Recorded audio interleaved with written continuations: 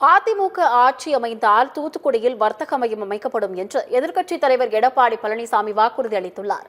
தூத்துக்குடியில் தமிழகத்தை மீட்போம் மக்களை காப்போம் சுற்றுப்பயணம் மேற்கொண்டுள்ள அதிமுக பொதுச் செயலாளர் எடப்பாடி பழனிசாமி தொழிலாளர்கள், விவசாயிகளுடன் கலந்துரையாடினார். உப்பு உற்பத்தியாளர்கள், தொழில்துறையினர் உள்ளிட்டோரிடம் மனுக்களை பெற்றுக் கொண்ட அவர் மனுக்கள் மீது நடவடிக்கை எடுக்கப்படும் என்று தெரிவித்தார். வரும் சட்டமன்ற தேர்தலில் அதிமுக கூட்டணி வெற்றி பெற்று ஆட்சி அமைத்தால் தூத்துக்குடியில் வர்த்தக மையம் அமைக்கப்படும் என்று வாக்குறுதி அளித்தார். மீனவர்கள், உப்பள தொழிலாளர்கள், பனையேறும் தொழிலாளர்கள் உள்ளிட்ட பல்வேறு தொழில்துறையினர்களின் நலன்கள் பாதுகாக்கப்படும் எனவும் தெரிவித்தார். திமுக ஆட்சியில் போதைப் புழக்கம் அதிகரித்து வருவதால் கொள்ளை போன்ற சட்ட ஒழுங்கு பிரச்சனைகள் நடைபெற்று வருவதாக குற்றம் சுமத்தினார். போதைப் பொருட்களை கட்டுப்படுத்த வேண்டும் என பலமுறை கூறியும் தனது எச்சரிப்பை திமுக அரசு கேட்க தவறிவிட்டதாகவும் எடப்பாடி பழனிசாமி கூறியுள்ளார்.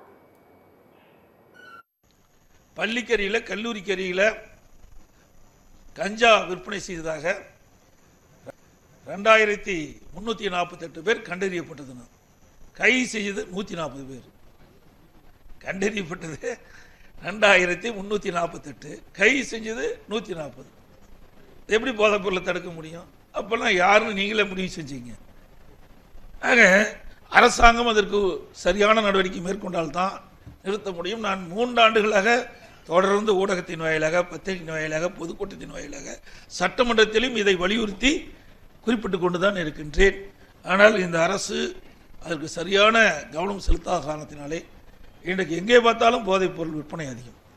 தினந்தோறும் கொலை, கொள்ளை, திருட்டு, பாலியல் சீண்டல் நடப்பதற்கு காரணமே இந்த போதை தான்.